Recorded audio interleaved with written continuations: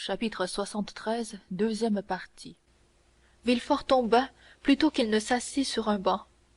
Le docteur resta debout devant lui, une main posée sur son épaule. Morrel, glacé d'effroi, tenait d'une main son front, de l'autre comprimait son cœur, dont il craignait qu'on entendît les battements. Morte, morte, répéta-t-il dans sa pensée avec la voix de son cœur. Et lui-même se sentait mourir. Parlez, docteur, j'écoute, dit Villefort. Frappez, je suis préparé à tout. Madame de Saint Méran était bien âgée sans doute, mais elle jouissait d'une santé excellente. Morrel respira pour la première fois depuis 10 minutes. Le chagrin l'a tuée, dit Villefort. Oui, le chagrin, docteur. Cette habitude de vivre depuis 40 ans près du marquis. Ce n'est pas le chagrin, mon cher Villefort, dit le docteur. Le chagrin peut tuer, quoique les cas soient rares, mais il ne tue pas en un jour, mais il ne tue pas en une heure, mais il ne tue pas en 10 minutes. Villefort ne répondit rien. Seulement, il leva la tête qu'il avait tenue baissée jusque-là, et regarda le docteur avec des yeux effarés. Vous êtes resté là pendant l'agonie demanda M. d'avrigny. Sans doute, répondit le procureur du roi. Vous m'avez dit tout bas de ne pas m'éloigner.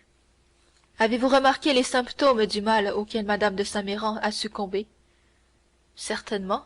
Mme de Saint Méran a eu 3 attaques successives à quelques minutes les unes des autres, et à chaque fois plus rapprochées et plus graves. Lorsque vous êtes arrivé, déjà depuis quelques minutes, Mme de Saint Méran était haletante. Elle eut alors une crise que je pris pour une simple attaque de nerfs, mais je ne commençai à m'effrayer réellement que lorsque je la vis se soulever sur son lit, les membres et le cou tendus. Alors, à votre visage, je compris que la chose était plus grave que je ne le croyais. La crise passée, je cherchai vos yeux, mais je ne les rencontrai pas. Vous teniez le pouls, vous en comptiez les battements, et la seconde crise parut que vous ne vous étiez pas encore retourné de mon côté. Cette seconde crise fut plus terrible que la première, les mêmes mouvements nerveux se reproduisirent, et la bouche se contracta et devint violette. À la troisième, elle expira. Déjà, depuis la fin de la première, j'avais reconnu le tétanos. Vous me confirmâtes dans cette opinion. Oui, devant tout le monde, reprit le docteur. Mais maintenant nous sommes seuls. Qu'allez-vous me dire, mon Dieu? Que les symptômes du tétanos et de l'empoisonnement par les matières végétales sont absolument les mêmes. M. de Villefort se dressa sur ses pieds. Puis, après un instant d'immobilité et de silence, il retomba sur son banc. Oh mon Dieu, docteur, dit-il, songez-vous bien à ce que vous me dites là? Morrel ne savait pas s'il faisait un rêve ou s'il veillait. Écoutez, dit le docteur, je connais l'importance de ma déclaration et le caractère de l'homme à qui je la fais. Est-ce au magistrat ou à l'ami que vous parlez? Demanda Villefort. À l'ami seul en ce moment. Les rapports entre les symptômes du tétanos et les symptômes de l'empoisonnement par les substances végétales sont tellement identiques que s'il me fallait signer ce que je dis là, je vous déclare que j'hésiterais. Aussi, je vous le répète, ce n'est point au magistrat que je m'adresse, c'est à l'ami. Eh bien, à l'ami je dis, pendant les 3/4 d'heure qu'elle a duré, j'ai étudié l'agonie, les convulsions, la mort de Mme de Saint Méran. Eh bien, dans ma conviction, non seulement Mme de Saint Méran est morte empoisonnée, mais encore je dirais, oui, je dirais quel poison l'a tuée. Monsieur, monsieur! Tout y est, voyez-vous, somnolence interrompue par des crises nerveuses, surexcitation du cerveau, torpeur des centres. Mme de Saint Méran a succombé à une dose violente de brucine ou de strychnine, que par hasard sans doute, ou par erreur peut-être, on lui a administrée. Villefort saisit la main du docteur. Oh, c'est impossible, dit-il. Je rêve, mon Dieu, je rêve. C'est effroyable d'entendre dire des choses pareilles à un homme comme vous. Au nom du ciel, je vous en supplie, cher docteur, dites-moi que vous pouvez vous tromper. Sans doute, je le puis, mais je ne le crois pas. Docteur, prenez pitié de moi. Depuis quelques jours, il m'arrive tant de choses inouïes que je crois à la possibilité de devenir fou. Un autre que moi a-t-il vu Mme de Saint Méran? Personne. A-t-on envoyé chez le pharmacien quelque ordonnance qu'on ne m'ait pas soumise? Aucune. Madame de Saint Méran avait-elle des ennemis? Je ne lui en connais pas. Quelqu'un avait-il intérêt à sa mort? Mais non, mon Dieu, mais non! Ma fille est sa seule héritière, Valentine seule. Oh, si une pareille pensée me pouvait venir, je me poignarderais pour punir mon cœur d'avoir pu un seul instant abriter une pareille pensée.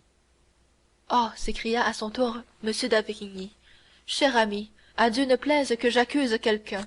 Je ne parle que d'un accident, comprenez-vous bien, d'une erreur. Mais accident ou erreur, le fait est là qui parle tout bas à ma conscience, et qui veut que ma conscience vous parle tout haut. Informez-vous. À qui? Comment? De quoi?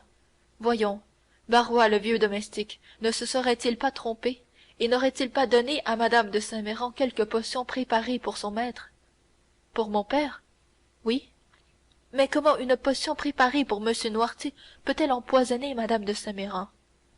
Rien de plus simple. Vous savez que dans certaines maladies, les poisons deviennent un remède. La paralysie est une de ces maladies-là. À peu près depuis 3 mois, après avoir tout employé pour rendre le mouvement et la parole à monsieur Noirtier, je me suis décidé à tenter un dernier moyen. Depuis 3 mois, dis-je, je le traite par la brucine. Ainsi, dans la dernière potion que j'ai commandée pour lui, il en entrait 6 centigrammes. 6 centigrammes sans action sur les organes paralysés de monsieur Noirtier, et auxquels d'ailleurs il s'est accoutumé par des doses successives. 6 centigrammes suffisent pour tuer toute autre personne que lui. Mon cher docteur, il n'y a aucune communication entre l'appartement de monsieur Noirtier et celui de madame de Saint-Méran, et jamais Barrois n'entrait chez ma belle-mère. Enfin, vous dirai-je, docteur, quoique je vous sache homme le plus habile et surtout le plus consciencieux du monde, quoique en toutes circonstances votre parole soit pour moi un flambeau qui me guide à l'égal de la lumière du soleil, eh bien, docteur, eh bien, j'ai besoin, malgré cette conviction, de m'appuyer sur cet axiome. Errare humanum est. Écoutez, Villefort, dit le docteur, existe-t-il un de mes confrères en qui vous ayez autant confiance qu'en moi? Pourquoi cela dites? Où voulez-vous en venir? Appelez-le, je lui dirai ce que j'ai vu, ce que j'ai remarqué, nous ferons l'autopsie. Et vous trouverez des traces de poison? Non, pas du poison, je ne dis pas cela. Mais nous constaterons l'exaspération du système nerveux, nous connaîtrons l'asphyxie patente, incontestable, et nous vous dirons, cher Villefort, si c'est par négligence que la chose est arrivée, veillez sur vos serviteurs. Si c'est par haine, veillez sur vos ennemis. Oh mon Dieu, que me proposez-vous là, d'Avrigny? Répondit Villefort abattu. Du moment où il y aura un autre que vous dans le secret, une enquête deviendra nécessaire, et une enquête chez moi, impossible. Pourtant, continua le procureur du roi en se reprenant et en regardant le médecin avec inquiétude, pourtant, si vous le voulez, si vous l'exigez absolument, je le ferai. En effet, peut-être dois-je donner suite à cette affaire. Mon caractère me le commande. Mais docteur, vous me voyez d'avance pénétré de tristesse. Introduire dans ma maison tant de scandales après tant de douleurs. Oh, ma femme et ma fille en mourront. Et moi, docteur, vous le savez, un homme n'en arrive pas où j'en suis. Un homme n'a pas été procureur du roi pendant 25 ans sans s'être amassé bon nombre d'ennemis. Les miens sont nombreux. Cette affaire ébruitée sera pour eux un triomphe qui les fera tressaillir de joie, et moi me couvrira de honte. Docteur, pardonnez-moi ces idées mondaines. Si vous étiez un prêtre, je n'oserais vous dire cela. Mais vous êtes un homme. Mais vous connaissez les autres hommes. Docteur, vous ne m'avez rien dit, n'est-ce pas? Mon cher monsieur de Villefort, répondit le docteur ébranlé, mon premier devoir est l'humanité. J'eusse sauvé madame de Saint-Méran si la science eût eu le pouvoir de le faire, mais elle est morte. Je me dois aux vivants. Ensevelissons au plus profond de nos cœurs ce terrible secret.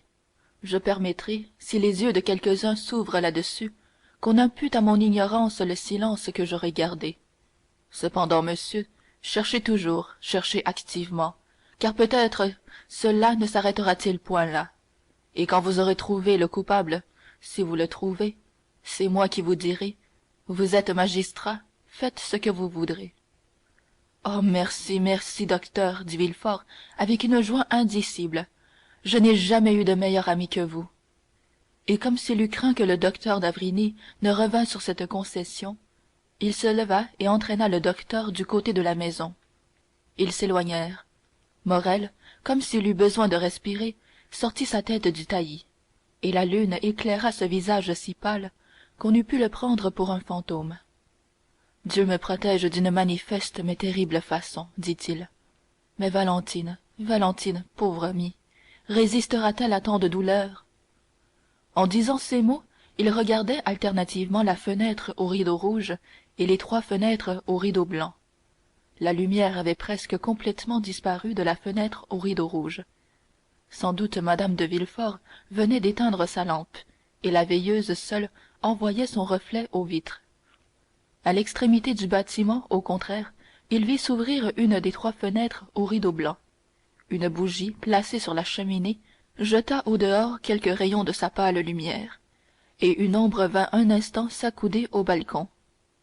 Morrel frissonna. Il lui semblait avoir entendu un sanglot. Il n'était pas étonnant que cette âme ordinairement si courageuse et si forte, maintenant troublée et exaltée par les 2 plus fortes des passions humaines, l'amour et la peur, se fût affaiblie au point de subir des hallucinations superstitieuses.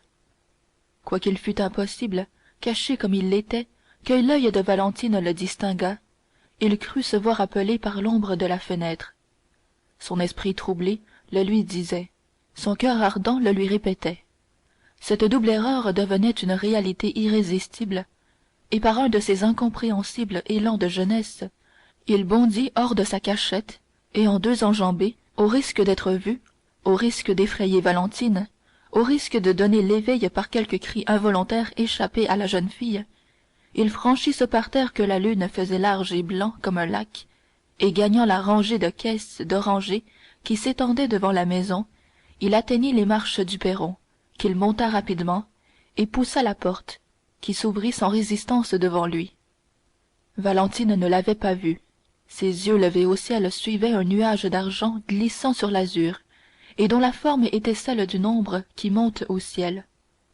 Son esprit poétique et exalté lui disait que c'était l'âme de sa grand-mère. Cependant, Morrel avait traversé l'antichambre et trouvé la rampe de l'escalier. Des tapis étendus sur les marches assourdissaient son pas. D'ailleurs Morrel en était arrivé à ce point d'exaltation que la présence de M. de Villefort lui-même ne l'eût pas effrayé. Si M. de Villefort se fût présenté à sa vue, sa résolution était prise. Il s'approchait de lui et lui avouait tout, en le priant d'excuser et d'approuver cet amour qui l'unissait à sa fille, et sa fille à lui. Morrel était fou. Par bonheur, il ne vit personne. Ce fut alors surtout que cette connaissance qu'il avait prise par Valentine du plan intérieur de la maison lui servit. Il arriva sans accident au haut de l'escalier, et comme arrivé là, il s'orientait, un sanglot dont il reconnut l'expression lui indiqua le chemin qu'il avait à suivre. Il se retourna. Une porte entrebâillée laissait arriver à lui le reflet d'une lumière et le son de la voix gémissante. Il poussa cette porte et entra. Au fond d'une alcôve, sous le drap blanc qui recouvrait sa tête et dessinait sa forme, gisait la morte, plus effrayante encore aux yeux de Morrel depuis la révélation du secret dont le hasard l'avait fait possesseur. À côté du lit, à genoux, la tête ensevelie dans les coussins d'une large bergère, Valentine, frissonnante et soulevée par les sanglots, étendait au-dessus de sa tête, qu'on ne voyait pas, ses 2 mains jointes et raidies. Elle avait quitté la fenêtre restée ouverte, et priait tout haut avec des accents qui eussent touché le cœur du plus insensible. La parole s'échappait de ses lèvres, rapide, incohérente, inintelligible, tant la douleur serrait sa gorge de ses brûlantes étreintes. La lune, glissant à travers l'ouverture des persiennes, faisait pâlir la lueur de la bougie, et azurait de ses teintes funèbres ce tableau de désolation. Morrel ne put résister à ce spectacle. Il n'était pas d'une piété exemplaire. Il n'était pas facile à impressionner. Mais Valentine souffrant, pleurant, se tordant les bras à sa vue, c'était plus qu'il n'en pouvait supporter en silence. Il poussa un soupir, murmura un nom, et la tête noyée dans les pleurs et marbrée sur le velours du fauteuil, une tête madeleine du corrège se leva et demeura tournée vers lui.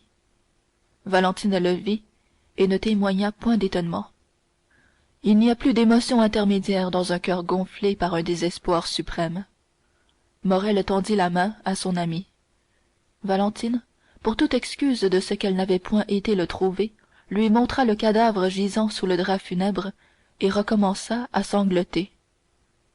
Ni l'un ni l'autre n'osait parler dans cette chambre. Chacun hésitait à rompre ce silence que semblait commander la mort debout dans quelque coin et le doigt sur les lèvres. Enfin, Valentine osa la première. « Ami, dit-elle, comment êtes-vous ici? Hélas, je vous dirais, soyez le bienvenu, si ce n'était la mort qui vous eût ouvert la porte de cette maison. » Valentine, dit Morrel d'une voix tremblante et les mains jointes, j'étais là depuis 8 heures et demie, je ne vous voyais point venir. L'inquiétude m'a pris, et j'ai sauté par-dessus le mur. J'ai pénétré dans le jardin, alors des voix qui s'entretenaient du fatal accident. Quelle voix? Dit Valentine. Morrel frémit, car toute la conversation du docteur et de M. de Villefort lui revint à l'esprit, et à travers le drap, il croyait voir ses bras tordus, se courredis, ses lèvres violettes. Les voix de vos domestiques, dit-il. Ils m'ont tout appris. Mais venir jusqu'ici, c'est nous perdre, mon ami, dit Valentine, sans effroi et sans colère. Pardonnez-moi, répondit Morrel du même ton. Je vais me retirer. Non, dit Valentine, on vous rencontrerait. Restez. Mais si l'on venait? La jeune fille secoua la tête. Personne ne viendra, dit-elle. Soyez tranquille, voilà notre sauvegarde. Et elle montra la forme du cadavre moulé par le drap. Mais qu'est-il arrivé à M. d'Épinay, dites-moi, je vous en supplie, reprit Morrel. Franz est arrivé pour signer le contrat au moment où ma bonne grand-mère rendait le dernier soupir. Hélas, dit Morrel avec un sentiment de joie égoïste, car il songeait en lui-même que cette mort retardait indéfiniment le mariage de Valentine. Mais ce qui redouble ma douleur, continua la jeune fille, comme si ce sentiment eût dû recevoir à l'instant même sa punition, c'est que cette pauvre chère aïeule, en mourant, a ordonné qu'on terminât le mariage le plus tôt possible. Elle aussi, mon Dieu, en croyant me protéger, elle aussi agissait contre moi. Écoutez, dit Morrel. Les deux jeunes gens firent silence. On entendit la porte qui s'ouvrit, et des pas firent craquer le parquet du corridor et les marches de l'escalier. C'est mon père qui sort de son cabinet, dit Valentine. Et qui reconduit le docteur, ajouta Morrel. Comment savez-vous que c'est le docteur? Demanda Valentine étonnée. Je le présume, dit Morrel. Valentine regarda le jeune homme. Cependant, on entendit la porte de la rue se fermer. M. de Villefort alla donner en outre un tour de clef à celle du jardin, puis il remonta l'escalier.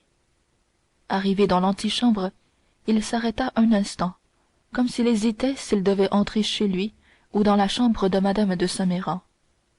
Morrel se jeta derrière une portière. Valentine ne fit pas un mouvement. On eût dit qu'une suprême douleur la plaçait au-dessus des craintes ordinaires. M. de Villefort rentra chez lui. Maintenant, dit Valentine, vous ne pouvez plus sortir ni par la porte du jardin, ni par celle de la rue. Morrel regarda la jeune fille avec étonnement. Maintenant, dit-elle, il n'y a plus qu'une issue permise et sûre, c'est celle de l'appartement de mon grand-père. Elle se leva. Venez, dit-elle. Où cela? Demanda Maximilien. Chez mon grand-père. Moi? Chez monsieur Noirtier? Oui. Y songez-vous, Valentine? J'y songe, et depuis longtemps. Je n'ai plus que 7 amis au monde, et nous avons tous deux besoin de lui. Venez. Prenez garde, Valentine, dit Morrel, hésitant à faire ce que lui ordonnait la jeune fille. Prenez garde, le bandeau est tombé de mes yeux. En venant ici, j'ai accompli un acte de démence. Avez-vous bien vous-même toute votre raison, cher ami? Oui, dit Valentine, et je n'ai aucun scrupule au monde, si ce n'est de laisser seuls les restes de ma pauvre grand-mère, que je me suis chargé de garder. Valentine, dit Morrel, la mort est sacrée par elle-même. Oui, répondit la jeune fille. D'ailleurs, ce sera court. Venez. Valentine traversa le corridor et descendit un petit escalier qui conduisait chez Noirtier. Morrel la suivait sur la pointe du pied. Arrivés sur le palier de l'appartement, ils trouvèrent le vieux domestique. Barrois, dit Valentine, fermez la porte et ne laissez entrer personne. Elle passa la première. Noirtier, encore dans son fauteuil, attentif au moindre bruit, instruit par son vieux serviteur de tout ce qui se passait, fixait des regards avides sur l'entrée de la chambre. Il vit Valentine et son œil brilla. Il y avait dans la démarche et dans l'attitude de la jeune fille quelque chose de grave et de solennel qui frappa le vieillard. Aussi, de brillant qu'il était, son œil devint-il interrogateur. Cher père, dit-elle d'une voix brève, écoutez-moi bien. Tu sais que bonne maman Saméran est morte il y a 1 heure, et que maintenant, excepté toi, je n'ai plus personne qui m'aime au monde. Une expression de tendresse infinie passa dans les yeux du vieillard. C'est donc à toi seul, n'est-ce pas, que je dois confier mes chagrins ou mes espérances? Le paralytique fit signe que oui. Valentine prit Maximilien par la main. Alors, lui dit-elle, regardez bien monsieur. Le vieillard fixa son œil scrutateur et légèrement étonné sur Morrel.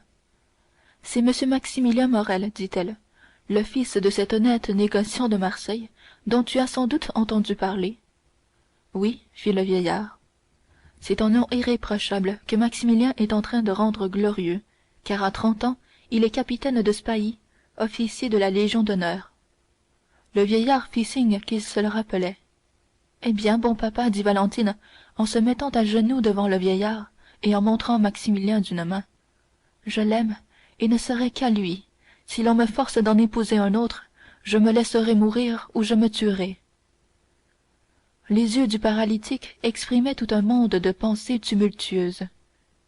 Tu aimes monsieur Maximilien Morrel, n'est-ce pas, bon papa demanda la jeune fille. Oui, fit le vieillard immobile. Et tu peux bien nous protéger, nous qui sommes aussi tes enfants, contre la volonté de mon père. Noirtier attacha son regard intelligent sur Morrel, comme pour lui dire c'est selon. Maximilien comprit. Mademoiselle, dit-il, vous avez un devoir sacré à remplir dans la chambre de votre aïeul. Voulez-vous me permettre d'avoir l'honneur de causer un instant avec monsieur Noirtier? Oui, oui, c'est cela, fit l'œil du vieillard. Puis il regarda Valentine avec inquiétude. Comment il fera pour te comprendre, veux-tu dire, bon père? Oui. Oh, sois tranquille, nous avons si souvent parlé de toi qu'il sait bien comment je te parle. Puis, se tournant vers Maximilien avec un adorable sourire, quoique ce sourire fût voilé par une profonde tristesse, il sait tout ce que je sais, dit-elle. Valentine se releva, approcha un siège pour Morrel, recommanda à Barrois de ne laisser entrer personne, et après avoir embrassé tendrement son grand-père et dit adieu tristement à Morrel, elle partit. Alors Morrel, pour prouver à Noirtier qu'il avait la confiance de Valentine et connaissait tous leurs secrets, prit le dictionnaire, la plume et le papier et plaça le tout sur une table où il y avait une lampe.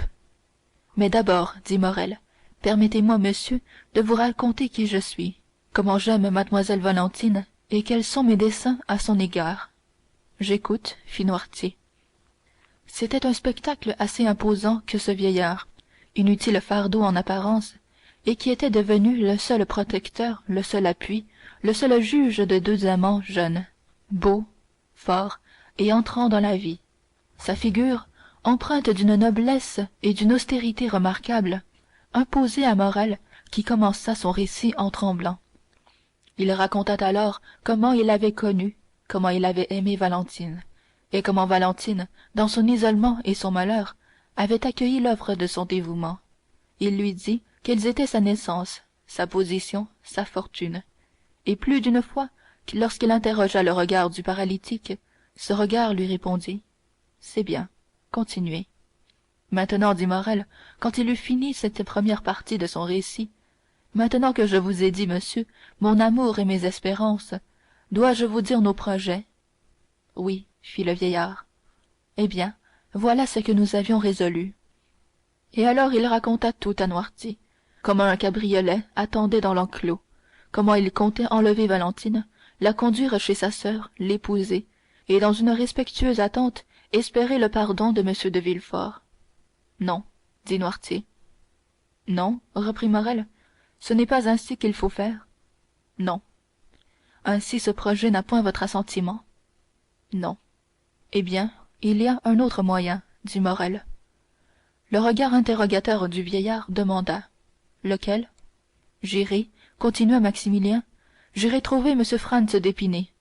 Je suis heureux de pouvoir vous dire cela en l'absence de mlle de Villefort, et je me conduirai avec lui de manière à le forcer d'être un galant homme. Le regard de Noirtier continua d'interroger. C'est ce que je ferai? Oui. Le voici. J'irai le trouver, comme je vous le disais. Je lui raconterai les liens qui m'unissent à mademoiselle Valentine. Si c'est un homme délicat, il prouvera sa délicatesse en renonçant de lui-même à la main de sa fiancée, et mon amitié et mon dévouement lui sont de cette heure acquis jusqu'à la mort. S'il refuse, soit que l'intérêt le pousse, soit qu'un ridicule orgueil le fasse persister, après lui avoir prouvé qu'il contraindrait ma femme, que Valentine m'aime et ne peut aimer un autre que moi, je me battrai avec lui, en lui donnant tous les avantages, et je le tuerai ou il me tuera. Si je le tue, il n'épousera pas Valentine. S'il me tue, je suis bien sûr que Valentine ne l'épousera pas. Noirtier considérait avec un plaisir indicible cette noble et sincère physionomie sur laquelle se peignaient tous les sentiments que sa langue exprimait, et en y ajoutant par l'expression d'un beau visage tout ce que la couleur ajoute à un dessin solide et vrai. Cependant, lorsque Morrel eut fini de parler, Noirtier ferma les yeux à plusieurs reprises, ce qui était, on le sait, sa manière de dire non. Non, dit Morrel, ainsi vous désapprouvez ce second projet, comme vous avez déjà désapprouvé le premier. Oui, je le désapprouve, fit le vieillard. Mais que faire alors, monsieur? Demanda Morrel.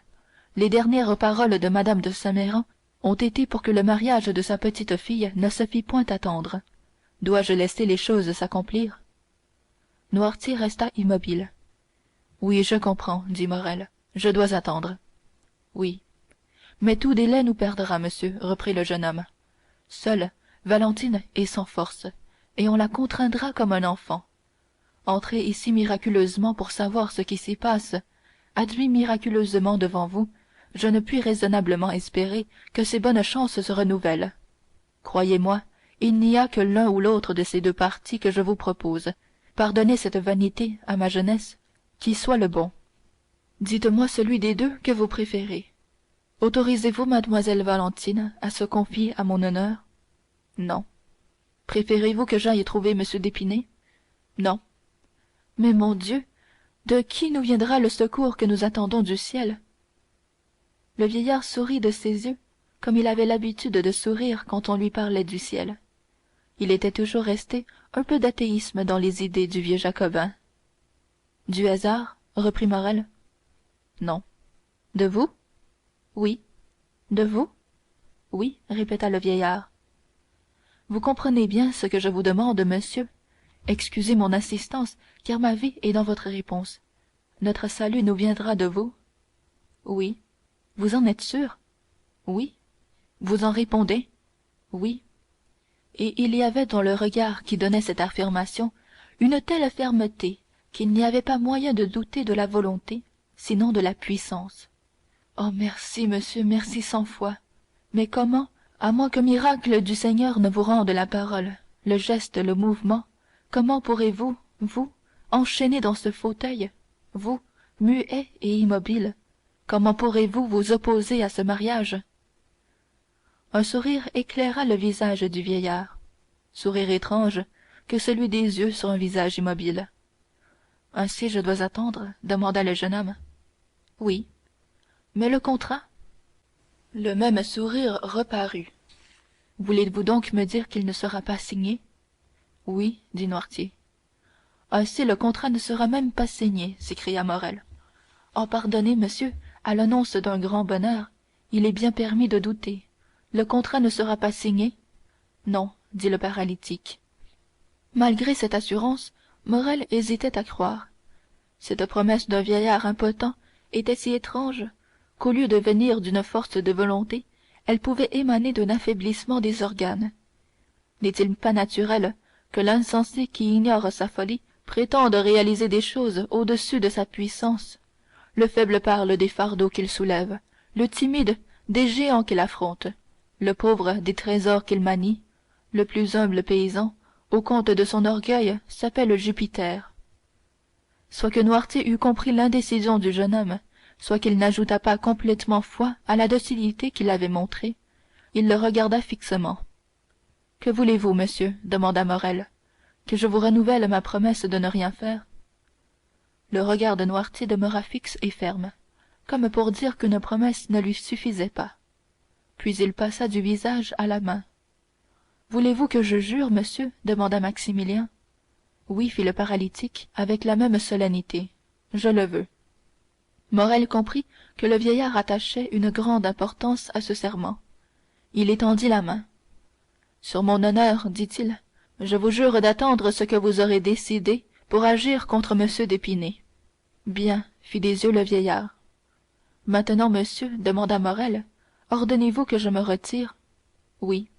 Sans revoir mademoiselle Valentine? Oui. Morrel fit signe qu'il était prêt à obéir. Maintenant, continua Morrel, permettez-vous, monsieur, que votre fils vous embrasse comme l'a fait tout à l'heure votre fille? Il n'y avait pas à se tromper à l'expression des yeux de Noirtier. Le jeune homme posa sur le front du vieillard ses lèvres au même endroit où la jeune fille avait posé les siennes. Puis il salua une seconde fois le vieillard et sortit. Sur le carré, il trouva le vieux serviteur, prévenu par Valentine. Celui-ci attendait Morrel, et le guida par les détours d'un corridor sombre qui conduisait à une petite porte donnant sur le jardin. Arrivé là, Morrel gagna la grille. Par la charmille, il fut en un instant au haut du mur, et par son échelle, en une seconde, il fut dans l'enclos à la luzerne, où son cabriolet l'attendait toujours. Il y remonta, et brisé par tant d'émotions, mais le cœur plus libre, il rentra vers minuit rue Meslay, se jeta sur son lit et dormit comme s'il eût été plongé dans une profonde ivresse. Chapitre 73.